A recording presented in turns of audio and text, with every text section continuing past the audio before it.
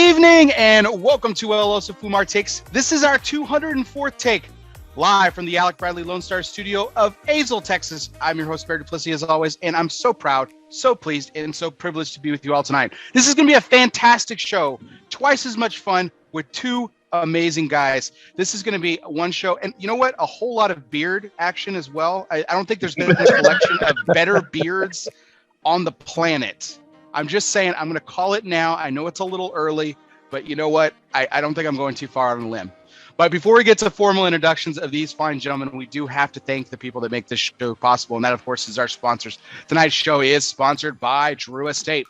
Drew Estate and Pappy and Company are teaming up once again to add the new Gordo, the 6x60 Vitola, to the Pappy Van Winkle Family Reserve Barrel Fermented Premium Cigar line. That's a mouthful. Crafted for connoisseurs who love large gauge cigars, the Gordo will launched actually just last week on the 19th and will be initially available exclusively on Pappy and Company's website, pappyco.com, before becoming accessible to all Drew Diplomat retailers nationwide next year. But if you want to get it now, it was actually released last week. Go to pappyco.com for the new Gordo 6x60 to the Pappy Van Winkle Family Reserve Barrel Fermented Premium Cigar line, brought to you by Drew Estate. And welcome everyone to our 204th take. Without further ado, it is my pleasure, my privilege to introduce these two fine gentlemen of Cavalier of Genève Cigar Company, Misters Sebastien Decoppet and Brian Motola. Gentlemen, how are we doing tonight? Hey, what's up, Bear? Fantastic, Bear. Doing pretty well. Trying to figure out where you find that much energy at that time of the night, though. It's pretty impressive. It's all right there in the beginning, guys. It's like it noticeably. Like I think I've given enough people. I've startled too many people. I'm pretty sure I almost gave Charlie Minato a heart attack last year when I introduced him. So he was. I don't think he was prepared for that energy. And so since that was the most extreme reaction. So since then I usually prepare people if they're like my first time guests. I had Howard Gums on from Howard G Cigars last week, and I was like, hey, just so you let me know, I'm a little crazy in the beginning, but it worked out, so it's all good. But gentlemen, how are we doing? Doing pretty well. We just, came back from the factory. Craziness, I think we live in a crazy world right now with the industry been going hard for the last 2 years since COVID. Actually, it's been good. We need sleep and holidays. So, Sebastian, you call Texas just like me home, or home away from home, sort of. And Brian, your new home is in Florida. So, are you guys in your respective homes right now, or are you guys somewhere else in the country? No, we're home. I'm in Miami. Sebastian's in the great state of Texas. Not too far from you, Bear. Not too far from you. Yeah, a little bit further with this most recent move of mine, but yes, we're in the neighborhood. It's still probably, I love the concept of neighborhood in Texas, right? It took me a while to understand that neighborhood is about an hour wide, right? As long as you're in that hour radius, you're in the neighborhood. So we're in the same metroplex essentially, but definitely on both opposite sides, more or less, right? But we're home. We got back home. What was it? Thursday or Friday, Brian? Thursday. Thursday, right? Thursday, and we're both home for a couple of days before traveling again. But it was a good trip. It was a really good trip. That's great. I know we're going to be talking more about that trip here in a little bit, but I want to get back to this proclamation that I made at the very top of the show. I mean, seriously, I don't think I'm on a limb here. I think this is the greatest collection of beards in the cigar industry right here tonight. I mean, it looks like a ZZ Top reunion. I wasn't going to go there. I mean, that's a lot of greatness in that band, but but I feel we deserve it. Let's just say it. Let's just say we're like the new ZZ Top. Let's put it that way. I feel bad to have actually attached my beard today because Brian can attach his and you still see it because he looks more like Santa than something else. Well, Sebastian, you're the one who wanted to go trademark black with this Cavalier Genève thing. So you've already got the trademark black on. So we've got the brand working here. White here, black over there. I missed the memo. I should have gotten that gold, you know. Oh yeah, you should have got the gold. That'd be nice, actually. We should see if we can send you a spray for next time. You know, those spray golds for Halloween or stuff like this, and see how it goes. Don't tempt me. I'll do it. I was gonna say Brian's crazy enough to do it for sure. So okay, so we talked last time I had Sebastien on, Brian. We talked a little bit about that. When we're gonna, like I said, we're gonna get to know you a little bit more tonight. But when did the beard growing start for you? I mean, as long as I've known you, you've had one. I don't think it's. I mean, it's obviously gotten longer in the years that I've known you. But I mean, what's the story behind why you decided to grow one? Well, I think, you know, I think when you met me first, I had a girlfriend and she kept me clean, trimmed, you know, like, you know, groomed. And then one day she just said to me, "Aren't you going to cut your beard?" And I said, "You know what, honey, you got to go because the beard's here to stay." So I got rid of the girlfriend and been single ever since. And, you know, the beard's coming along. I'm not quite to Sebastian's level yet. Oh, no, but it's growing. Holy shit. It's growing. Fast.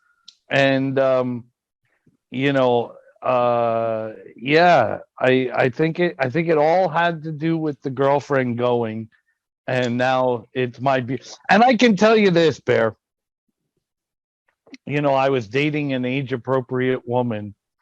And when she commented on my beard, I can tell you cannot say this. Please listen to me, because I got in a lot of trouble. I said, when you go through menopause and grow a beard, you can trim it however you want. Well, that was pretty much the end of that relationship. Done. So shit. Here we go. See, we're not even 5 minutes in. We're not behaving ourselves anymore. Man, we're in trouble. But that's how the beard came about, and I'm really loving the beard and the single life, and you know, I'm enjoying it. Well, honestly, the beard's been, I mean, growing hard for the last year, but it's growing really fast. Yours has been like getting pretty massive too, because I think even last time we were on the show, it was slightly less woody. It looks like in Spanish, we had the guy in Danli that we always said he has a una barba en madera, which a beard of wood, basically. You can't see through it. It's just there, you know. he trims it once a year and gets that monster beard back every year. He trims it for a sad reason. When you think about it, he actually he trims it every year the day he lost his son. So, but it's when you see he's an interesting man. Crazy beard. Yeah, I do the trim once a year too. And yeah, it's getting to that point actually, but it'll probably be back closer to this length when I see you guys again at PCA. Spoiler, I should probably ask that question before. Are you gentlemen going to be at PCA this year? Yeah. Yes, okay. We will. Okay, perfect. Yeah. Got that out of the way. Yeah, but you know, now I think we don't have the choice anymore, because apparently we're going to see you there. So fuck it, we'll go. Yeah. Oh, of course. Yeah. No, you know, there are a couple of things that there are positives and negatives in the industry, and we all know that. But I think, you know, when you have something like this going on, and you should, I mean, I really think you should participate in those kind of things. I understand some people don't want to, but I think it's important, at least for us it is, in terms of, you know, being part of the industry. That's terrific. Well, it's always great. It's always great having you there. I know there was earlier in your history, Sebastien, you guys missed one, but that was like logistical and stuff like that. There was just a couple of things that were problematic for you. We covered that last time. But I mean, it's always really great, and a lot of the people that missed out last year are coming back this year. It's going to be a fantastic show. I'm really excited about it. It's always it's always that time, you know, whether it's TPE, PCA, whatever it is. It's one of those rare times where you get to actually see everybody, right? That's the same thing for everybody on the professional side of the industry. I think just for that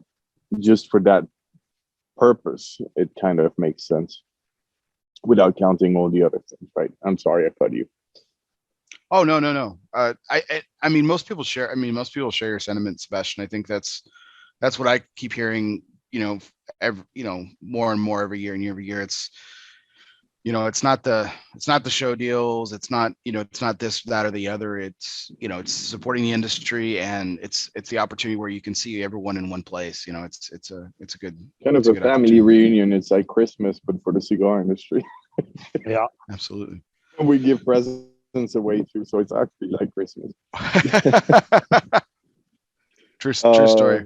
But we're not allowed to ask for samples, so. But yep. You come see me, Bear. I'll take care of you. Thank you, Brian. Thank you. See, just like Christmas, gifts and all. So, speaking of gifts, what are we all smoking tonight, and what are we? Or if anyone has a beverage of any kind, not alcoholic or non, or I have several of each, actually, non-alcoholic and alcoholic. I like to stay hydrated. But what's everyone smoking tonight? Right. I'm smoking a USA exclusive, and I just struck gold, Bear. Fantastic. Yes, you got paid dirt. I just struck gold, and yeah, I mean, it's a perfect size for me.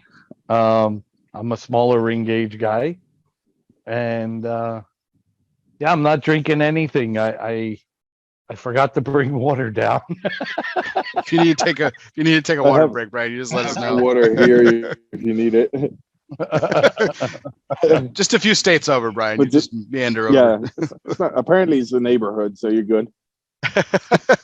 What about you, Sebastian? What are you smoking on? I'm actually, let me see if I can. So it's actually a sample from the factory in something that's so that just for people that wouldn't know it, that's FCT, and the 3 tobacco leaves are actually the logo from a Power Factory. Something I took back from there. We've been working on ridiculous amount of different projects and things, and checking on different tobaccos. So we figured it's actually a Connecticut wrapper, which is very strange for me because I'm really not a huge Connecticut guy personally. So it's a very difficult exercise for me. But I figured it was a good, kind of first cigar of the night. Would do pretty well to have something a little different that my palate is not used to smoke and work with. So we'll see. Going fine so far. I noticed the lighter wrapper on there. I was going to ask you if it was, without you divulging too much info, if that was a Connecticut shade. Is that Ecuadorian Connecticut shade or Honduran? Yeah. I've been working with a couple of the reason for Honduras, and a lot of people don't actually know it, but Hamastan is a big Connecticut shade growing area. The reason I'd rather work with Hamastan personally is that I feel like it's a little sweeter, has a little bit more sugar, just because Ecuador compared to Honduras gets more sun, so obviously it kind of is, has a little more to it. To me, it's very personal, but that's why we went that direction. It's a test more than something else, 44 ring gauge. So I don't, trying to figure out a little bit how we would work with it and why. And several times people told us, "Oh, you'll do a Connecticut, and I don't know. It's interesting. It's a challenge, but if we do it, it has to be very different from the old school regular kind of Connecticut approach that most cigars have had during in the past, at least. It would have to be something a little with a different approach. So working on it, we'll see. If it happens. If it doesn't matter too much. I mean, I like what you being the collective body of manufacturers and blenders and everything are doing with Connecticut lately. Because I used to feel the same way, Sebastian. I gotta be honest, I wasn't a big Connecticut guy, and over the last few years, I've really kind of gravitated towards it because of what people are doing. They're just doing different things with it. They're making, I mean, I think, like, for example, Nick Melillo's High Clare Castle. I think that's almost medium to full bodied. I mean, that thing's got some power and kick, and that's crazy. And I think that's the key. You kind of look for something else, right? You don't need it to be overly powerful, but you need something behind that just gives it a little more body, right? I really think I think another one, Nick obviously did a great job with it. Another one that did a great job lately with it, I think, was the porcelain from James from Black Label. I think that was a very good take. The porcelain too, for example. Yeah. I really think it was a great take. Very good. What are you drinking? What are you drinking, Sebastian? I saw you take a sip. Besides Brian's water, what are you drinking? I saw you take a sip. I'm drinking Brian's water, first of all, and Prairie Ranch bourbon from our friends at Prairie Ranch.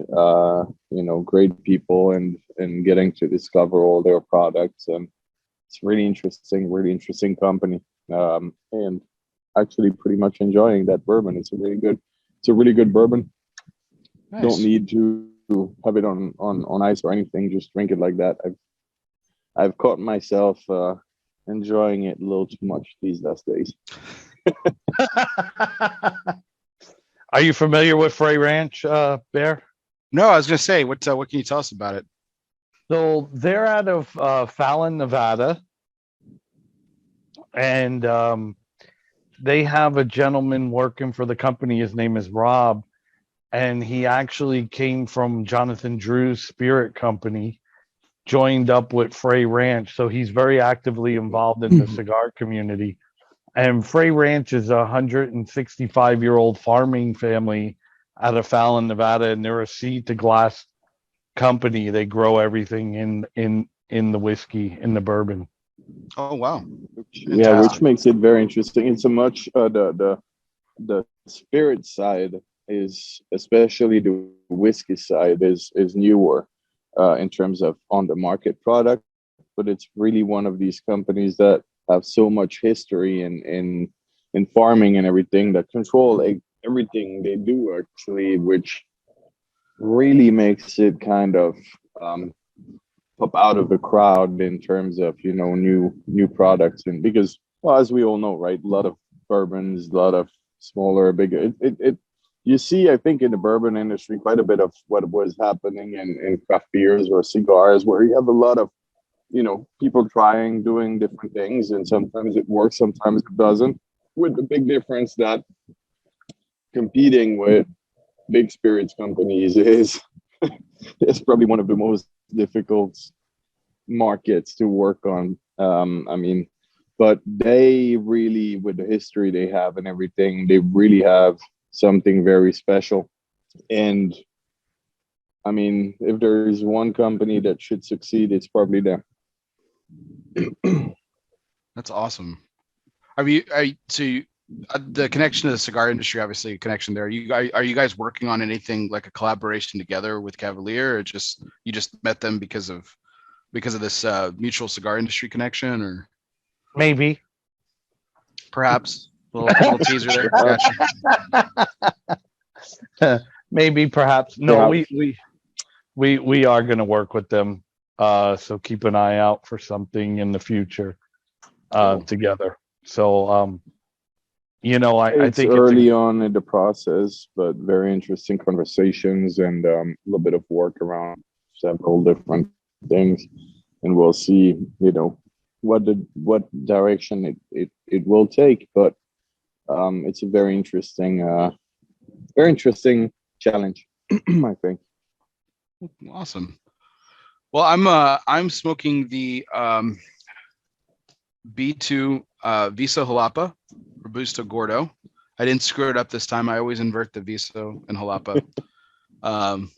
But this blend Sebastian, and this particular Vitola. I mean, I picked these up actually at the Great Smoke where we saw each other last, and yeah, I dig this. I dig this blend. I love this Vitola, man. It is fantastic. I appreciate that. I don't know if you've had the Torpedo, had a chance to have it. I think the Torpedo for me is the most. It's very interesting because not many people smoke Torpedoes, but I think it brings out amazing. The way the blend behaves in that Vitola is to me the most interesting. The other ones all have their own personality, but this one just has that little bit more of a punch to it, which I think is really interesting. Sorry, I'll have to give it again, but no. I'll have to give it a try. I am very much proclaimed a I don't know if snob is the right word. I'm just very cautious with all torpedoes. I got burned way too much in my early smoking career that I'm very cautious with torpedoes and stuff like that. But if you, I mean, if you're vouching for it, sorry, I'm sure. No, I was gonna say if you're vouching for it, then I'm sure it's fantastic. Let's just put it this way. I've been buying the hell out of that cigar in my local cigar shop because now people are gonna think that I'm like, no, you don't get samples. So Brian, you have the same problem we do. We're not allowed to ask for samples. You're not allowed to ask for samples either. That's right. That's right. And so I've been buying it, and it's funny because the guy that owns the shop happens to be my roommate as well. So I'll go in his shop and I'll buy 2 of them, and I'll tell him, I'm buying these for a friend of mine, and then I'll give him 1. And he's like, really? You don't have to do that. I'm like, no, I want to enjoy it together with you. So we've been smoking the hell out of it. It's phenomenal. Well, and I think what you said is pretty genuine, right? It's something that happened, I think, to a lot of people, especially, I think, years back. Right now, I think it's under much better control, I would hope. But a lot of, I mean, you see it in sales. You just see it when you look at the sales. Torpedo is never selling the same way as a Toro will, ever. I mean, you nearly do it because you want to do it. It's actually pretty ridiculous. And I think that's really because of what you just said. All of us got burnt.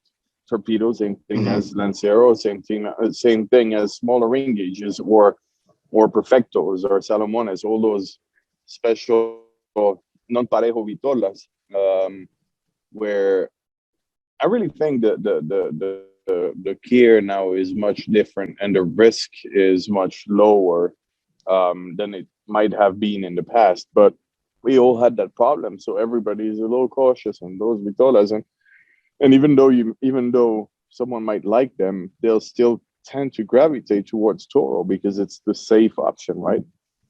Yeah, no, but absolutely. It's just not the same. It used to be that way. I mean, before all of us got in the industry and we just enjoyed cigars. I mean, torpedoes were all the rage, and that's when it happened because there was just so much, so much demand for it, and they just didn't have the skill level, in the factories and stuff, or there wasn't as much knowledge, or a handful of people had the knowledge how to do it correctly. And so less care, less. I mean, I think lately there's been ups and downs in the industry, right, in terms of controls and everything. That's just a fact. But I think that same thing as quality of blends nowadays. I think the quality of cigars that are put on the market, because of we all are very careful, I think, about the experience we want to provide people with. There is always going to be a screw up somewhere. We know it. It's handmade, but the ratio is really, I think, close to its lowest. Same thing as blending, right? You can potentially screw up something at some point, but the quality, the amount of quality products out there is ridiculous right now. It's really, I mean, it's amazing. Definitely. So with that, and by the way, my beverages are, I am drinking Maestro Doble Anejo Tequila, Topo Chico with a twist of lime, and then once that's done, I've got some cherry flavored Buble. So wow, the Buble sounds weird. Is that any good? The cherry I'm worried about that thing. It is. It's very good. I really like it. I think it's very refreshing. Okay. I love blackberries, but I was not a fan of the blackberry bubbly. I gotta say, was not okay. That was not my jam. But I normally drink the, the lime or grapefruit or the cherry. Those are my go-to for bubblies at least. But and tequila. Tequila is one of my favorite spirits to pair with cigars, and it goes really well with this the B2 Visa Jalapa. I've enjoyed it. You got it right twice in a row. I know, man. That's crazy. Attaboy, Bear. It was bound to happen. A blind squirrel finds it every once in a while. So, and this has been a good time so far. And speaking of good times, tonight's major point is brought to you by the people, cigar people. It's about everything about people who know everything about a lifetime of service. Protocol Cigars is more than just pool parties and good times. Well, maybe it is. But behind the fun is a motivation for service, a motivation for giving back. From the original Protocol Blue to the latest release in the Lawman series, Bass Reeves, Protocol has always been about honor, passion, and yes, the people. It's what their life's work has been and always will be about. Power of the P, Protocol Cigars. So a lot has been going on with Cavalier Geneva. The last 18 months has been pretty banging for you guys. But in the last few months has been a lot of changes. We're going to get into it. But before we kind of dive into what happened with that, let's go back and take a step back here. And Sebastian's excited about this because he's not going to do much talking apparently. So we got to learn a little bit about Brian. Brian, you were a guest on my 4-year anniversary show. You and Big Dave and Tim Wong sat down. You sat down in a gas station parking lot, as we talked about earlier. What a champion you guys were. To pop on and talk a little bit about Illusione and everything, but we didn't really get to learn a little bit about you. And so while I know some of the parts of the story, I kind of want to go back to the beginning. When was your first cigar, and how did you know that this was going to be a part of your life? Like, was it very early on or a little bit more into adulthood? Wow, that's a great question. So I started smoking cigars at a really young age. Probably had my first cigar at 16, Quiet Down Sebastian. It was like way before even your father was born. And you kind of look like my father right now. You really could be, I think. Same hoodie, beard, no hair. I mean, people didn't know. I think they might think we're related in a way or another. I think we could be. Somebody saw a picture of us and they said it was a before and after picture. They commented it was so real funny. Question is, did they pick before or after? That's the essential. Well, I think you're the before, I'm the after. After life kicks you around a little bit. But yeah, I started smoking at a really young age. My grandfather was a cigar smoker, and he liked to cut and light cigars. That he liked the ritual, right? And then he would smoke, maybe he'd get through the first third and he'd put it down, and then one day I picked him up. And that was it for me. I was hooked, right? I mean, I didn't realize how expensive of a habit it was until I had to go buy my own. Because I would just pick up his leftovers and and then fast forward a few years, and I got sober. I'm coming up on 30 years. Quiet Down again, Sebastian. Right about the time Sebastian was born, I quit drinking and started drinking. I honestly, Bear, happened at the same time.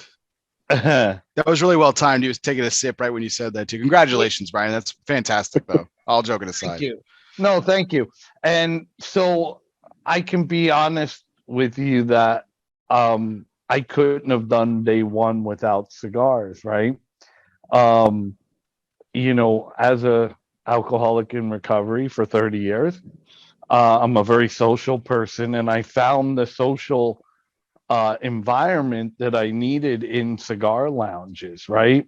They didn't quite come into play right away, but then as the industry started to change and lounges became more prominent, I really, really, really found that was where I went for my social outlet.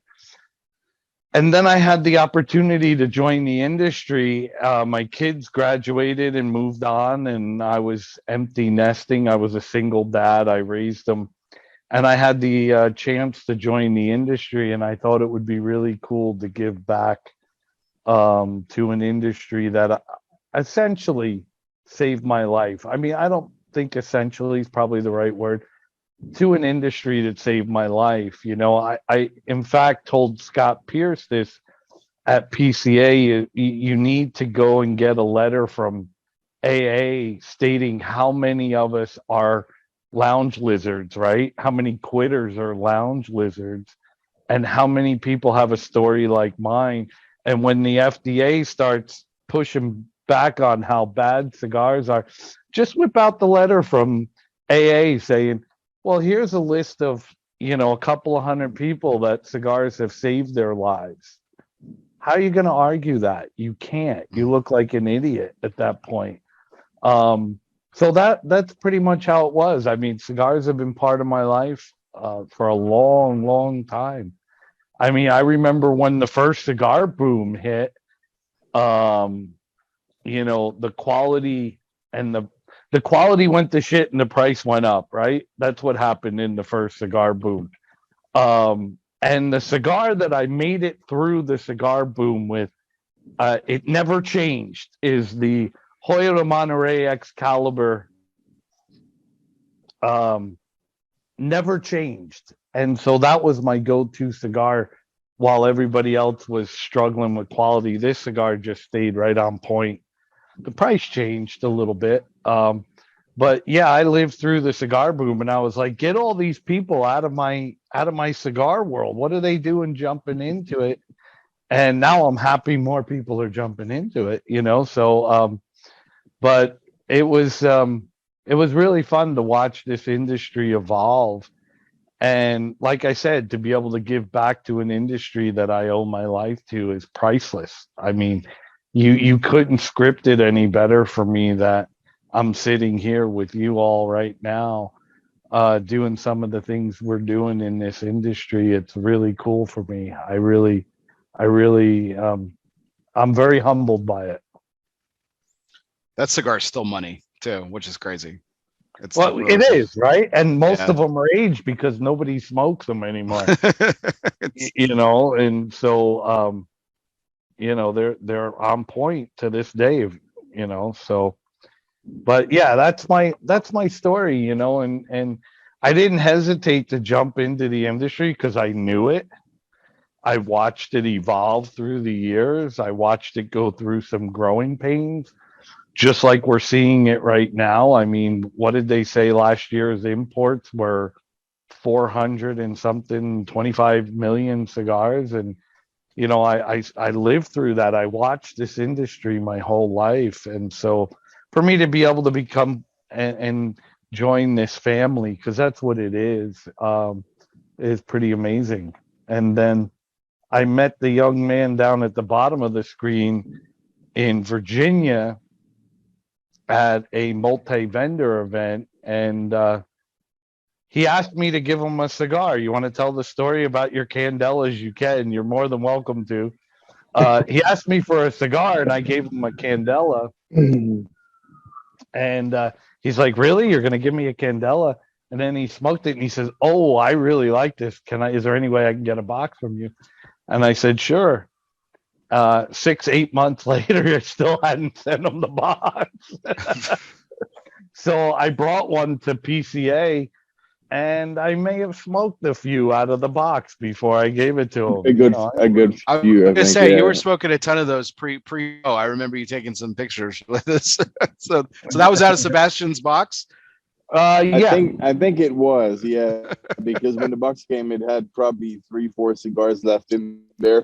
Could as well have been used as an ashtray or something like this, I think. I still appreciate it, but it's The cigars taste better when they're somebody else's. I wouldn't know. No, that specific cigar was actually the HL Candela from Illusion, which where Brian was prior to joining us. And I think, just is one of the best candelas on the market, period. I mean, Dion is Dion, right? Dion be Dion and does what Dion does best. Amazing cigars. It's just what it is. So when I smoked that cigar, I was like, I never had the chance to smoke it before that day. I was like, holy shit, this is actually really fucking good. It was, I did smoke Illusion stuff before, but that, I've always had difficulties gravitating towards candelas because barely found any that worked for me. And that caught you off guard, right? Yeah, that was that cigar caught you off guard. It was really deceiving to me. I'm not as opposed to candelas as a lot of people, but it better be good. They better be good. And so, like, I think every time I do smoke a good one, it's like still surprising to me that it can be good. And that's, well, the difficulty is you can't let the candela be the main player. You just, to me, you just can't. You just need to find other tobaccos that kind of cut through it so that it plays part of the game and not the entire fucking game. And it's a little bit the same problem I have with most Connecticut's, where the Connecticut tends to play its own game and it kind of has that dry, bitter, people say creamy, I say dry and bitter profile. It's what it is. I mean, if you want to call it creamy, you can. It's just what it is. A real creamy candela, real creamy Connecticut, there are very few to me. And they're really good. Same way as a really good candela cannot be just that grassy, weird green thing.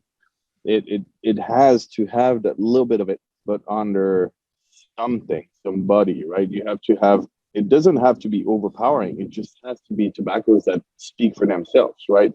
And that kind of, the candela just complements. And I think you have to build around the candela the same way you probably have to build around the Connecticut, and not just randomly slap a candela wrapper on another blend, right? It really has, it needs a process. It needs thought process and time. It's, to figure it right, I think. What I like there's a handful, albeit a small handful, but like what I think is the most impressive of the spectrum is Dion made a candela that was mild, on the milder spectrum, that was still flavorful, still interesting and complex. And then Skip Martin took a candela and he made it a powerhouse. Beautiful candela too. Oh yeah. And that's another one that I enjoy smoking. The Roma one is amazing, but it's as you said, it's on the other spectrum. Yeah, it's the opposite sides of the spectrum. So I think it's like really, really impressive what those two gentlemen did with it. The thing is, you don't need strength, you need flavors. That's what you need. The strength, if it's there or not, for me, it's always the same thing in a cigar. It doesn't have to be. If it is, it is. But you need complexity. You need layers of flavors. If you don't have that to build around, then it's not going to work, in my opinion, for what it's worth. Have you enjoyed working with it at all, or is it like the Connecticut to you? Is it challenging, or have you even dabbled? I have never worked with it until Shop asked us for an exclusive. I think it's 2 years ago. We started working on it. It was about a process of a year to get it right, and it was a 4th anniversary for a shop. On a side note, I'll just mention the shop now that we're here. It was for Smokers Abbey in Austin.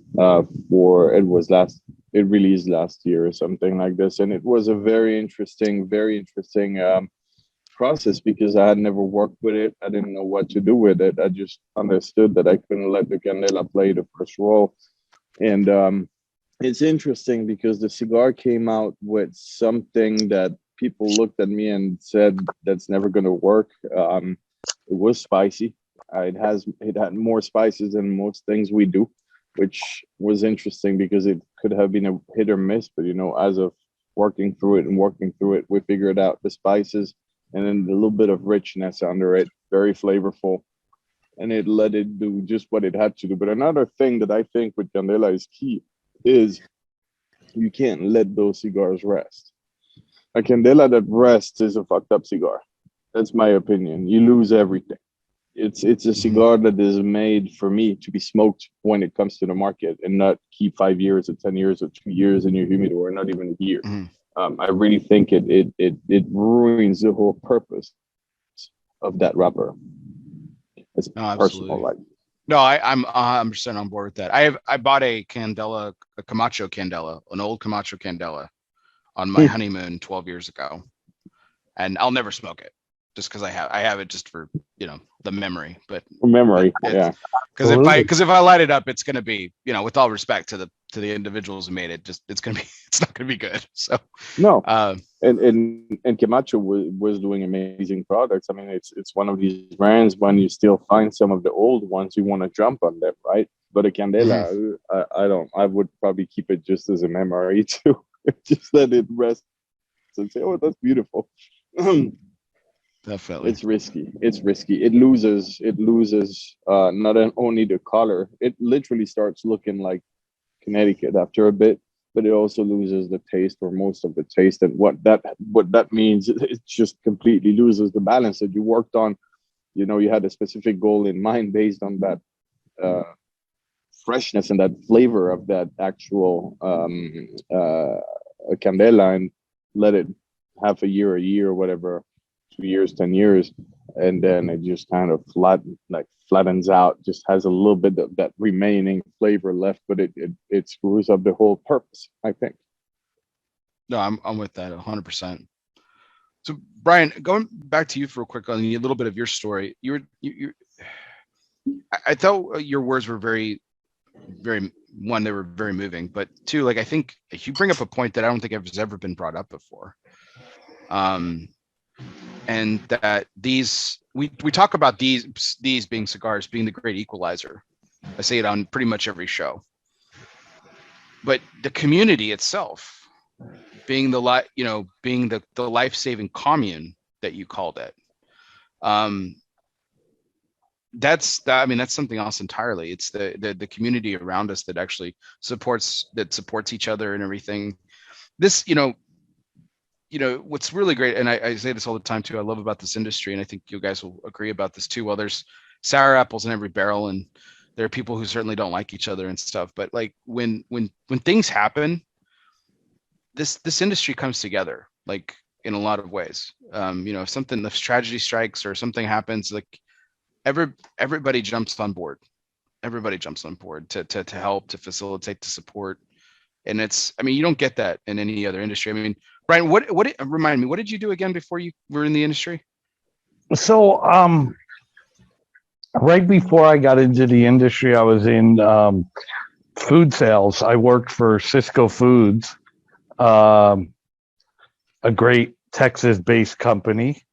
So I've been in consumable products for many, many years. I worked for Cisco and US Foods, two of the, 1 and 2 as far as the largest food distributors in the United States. And it was really interesting to come from a $54 billion a year sales company to get into the cigar industry, but to come in on the boutique level was a little bit of a culture shock for me. It's it took a little bit for me to get used to, but now I absolutely embrace where I am and I love it. So yeah, I was in consumable products, and cigars are a consumable product. So the markets behave the same way. They mirror each other. It's actually amazing how much food and cigars mirror each other, because let's face it, there's a recipe to making this. And I just joined you, by the way, Bear, with the Viso Jalapa. There's a recipe to make this. Same thing in food. There's a recipe to making a dish, and it all comes down to the ingredients that you work with, in the food industry being food, and in the tobacco industry being the tobaccos that you use. And then it all comes to the talents of the people that put the blends together, and work with those products to put out the best quality product, you know. So it's amazing how much my prior life mirrors what I'm currently doing. Yeah, but to my point, like if Cisco had like a few freight, lines of food go missing, it's not like Benny Keith is calling them up saying, "Hey, what do you need?" Right? Right. Right. No, this community, to your point, Bear, and it was very evident, and we should probably mention this since you mentioned his name. Tim Wong, right after we did that show, not too far after, Tim Wong had suffered a tragedy in his life. And it was unbelievable, the outpouring of concern for this man. My phone, when people found out about what happened to Tim Wong, and I don't know if you're aware of what happened to Timmy. I am.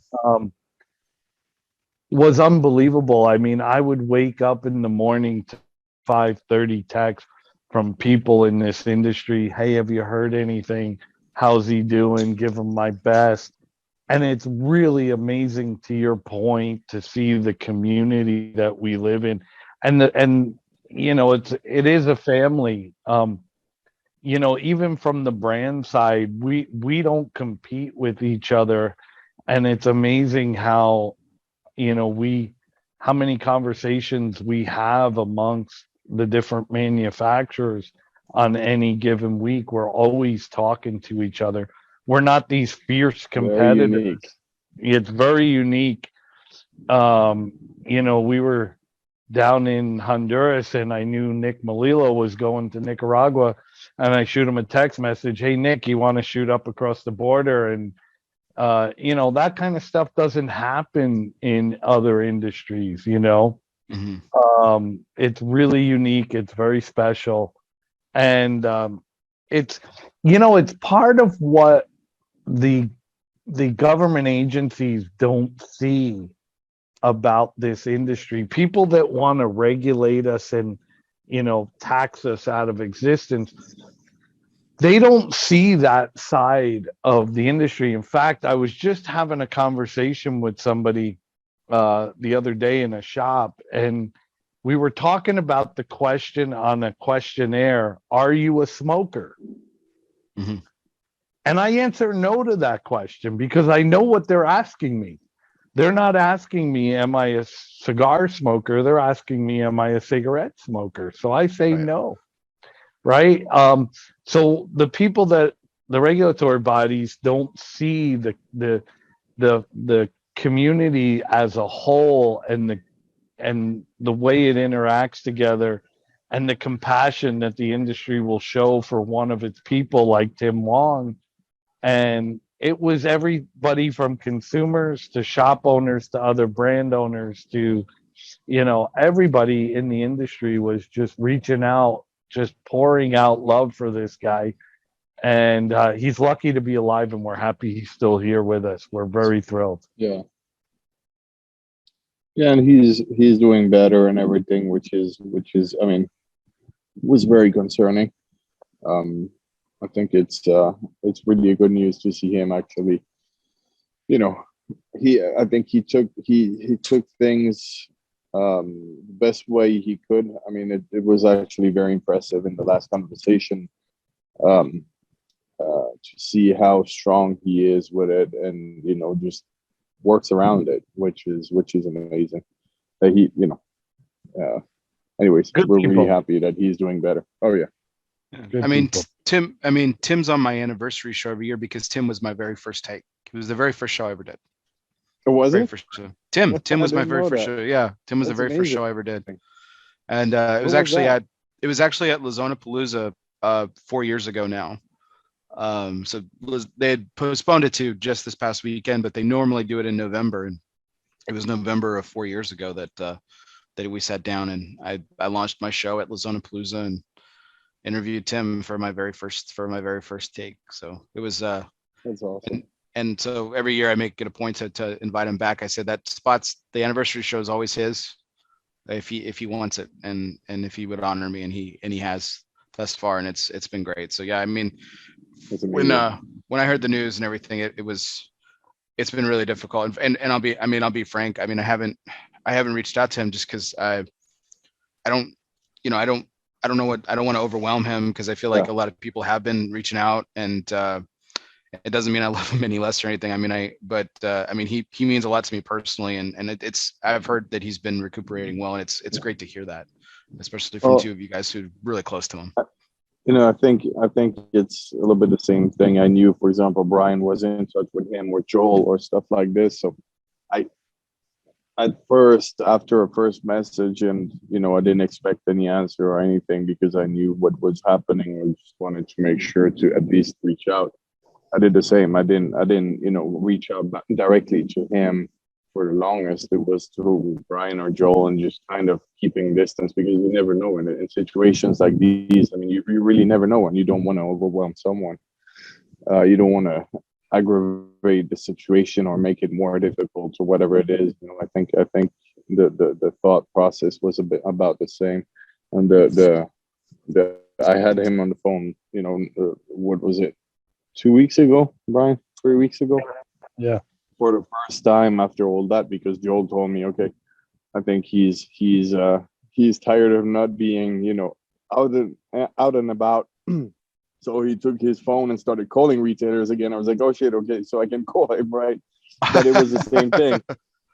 It was the same thing, right? The thought process is really the same. It's the kind of moments, it's so difficult to know what to do, right? Or what not to do. And you kind of, when you think about it, you just probably want peace and tranquility to be alone in those kind of situations. But anyways, he's doing, I think, a lot better. He really seemed to, and on the phone he was very positive, and he was already talking about going and seeing each other and stuff like this. I was like, well, okay, he's doing fine. There you go. Yeah. I mean, just going back to your point, Brian, about this industry and everything, and the generosity of it and everything. I mean, the genesis of CAVALIER Geneva is like that too. I mean, here's a man who packed everything in his suitcase and, on a whim flew to Honduras, didn't know much about the country, landed, and the next day he's talking to one of the premier cigar makers in the history of the industry. So, I mean, in any other industry, the guy would not have given two flying fox. Right? Like, no, it's true. And in this industry, that family just embraced it as it's that feeling about giving and not being being transparent, right? It's ridiculous. You don't see this anywhere else, and it's unique.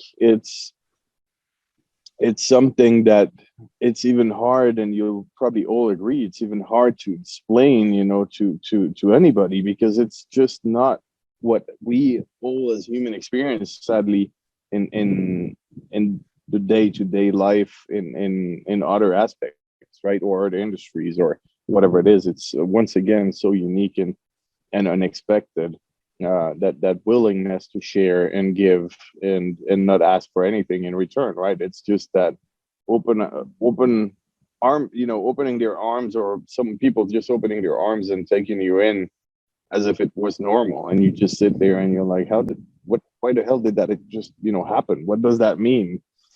And well, but it really reflects what the industry is as a whole, right? It really is.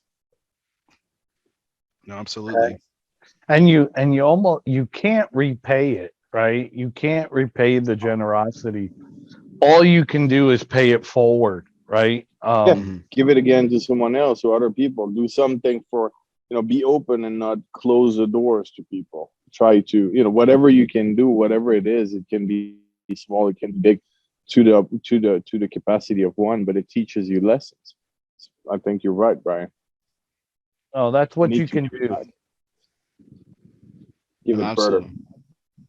It's what it is. And I think we all here had our first chances, right?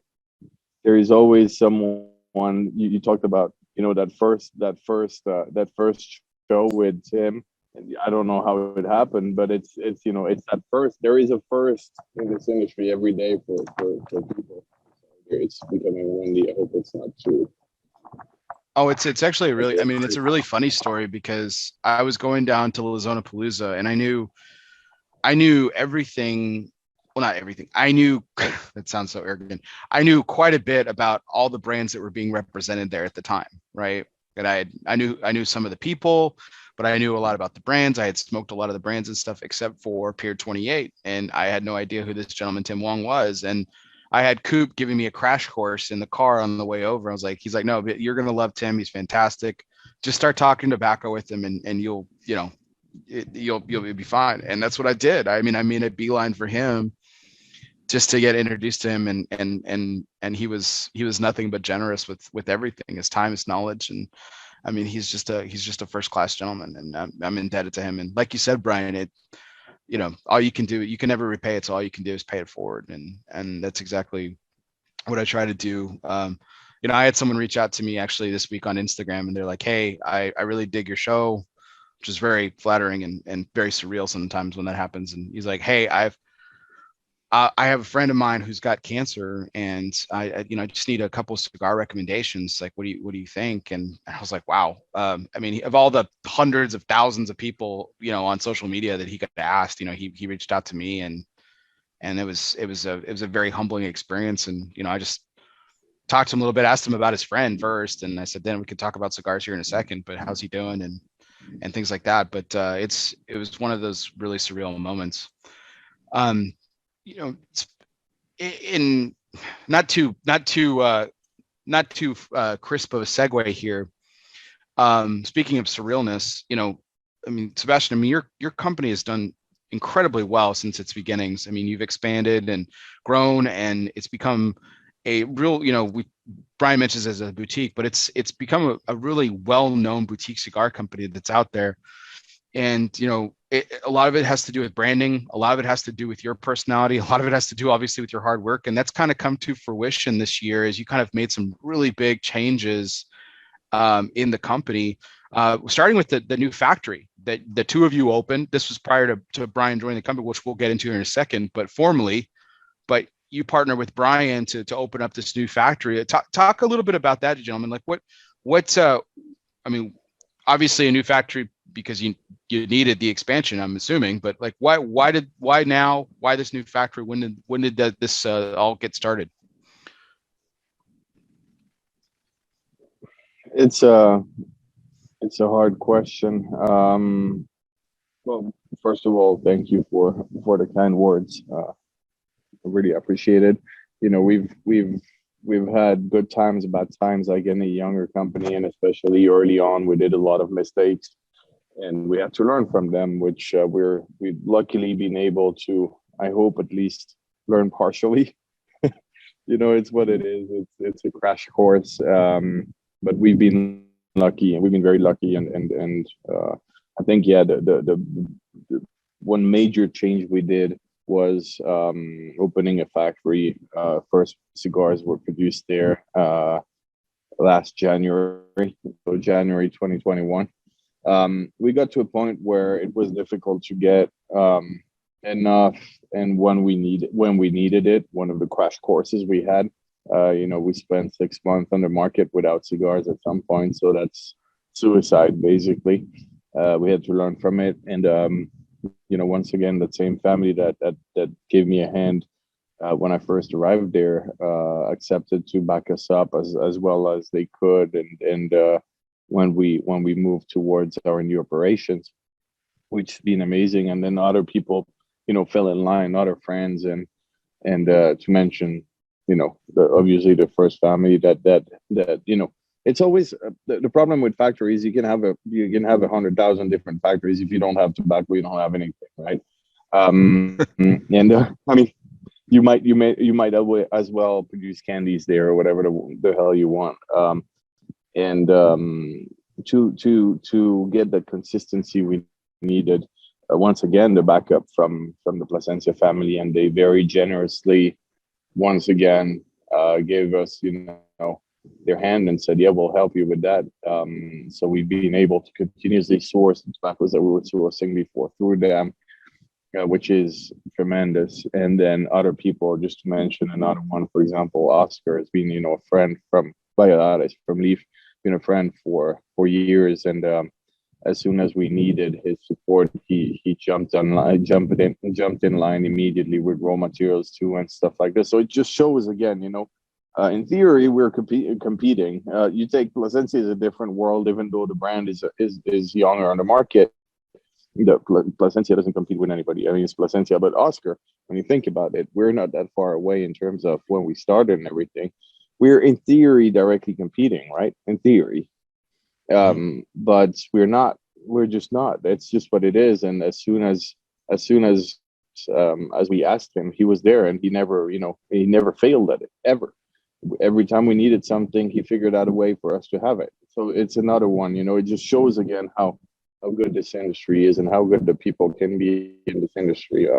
But yeah, we got to the point where we needed something that is very difficult to explain is our packaging, even though, people might imagine it, but our packaging is extremely, extremely demanding. It's very, very difficult. It's very delicate, and it's very difficult to be asking this when the volumes start going up and up and up to third-party factories, because we need the ratio, the amount of people we have in packaging for the volumes we do are much bigger than if you just put paper brands on cigars, for example. It just is what it is. So it kind of required additional, and you're never, in those cases, it allowed us to put our own rules and decide how we wanted things to really be done and everything. So it was a necessary evil, if you want to do it. So we started, it took us 3 months in 2020 to put the factory together, paperwork, land, and build an additional building on that property. So it's 2 buildings put together, actually. And yeah, it went from there, and we've, so many things are passing through my mind now. I'm sorry. It's emotional. It's very, very special. I mean, if to give you an idea, the people that jumped on board with us, they won.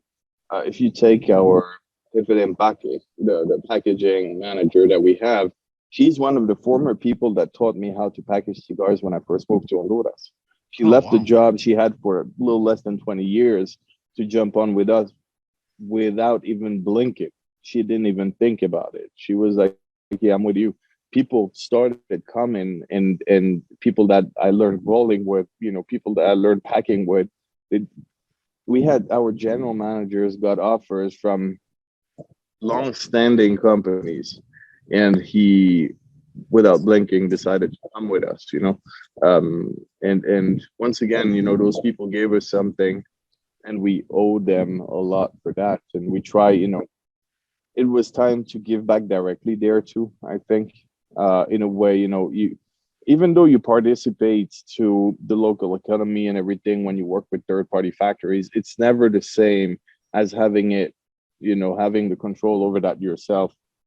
And I think it's been so rewarding to actually be able to know that this is our family, to know that those people are Cavalier, even though they are essentially 2 different companies, they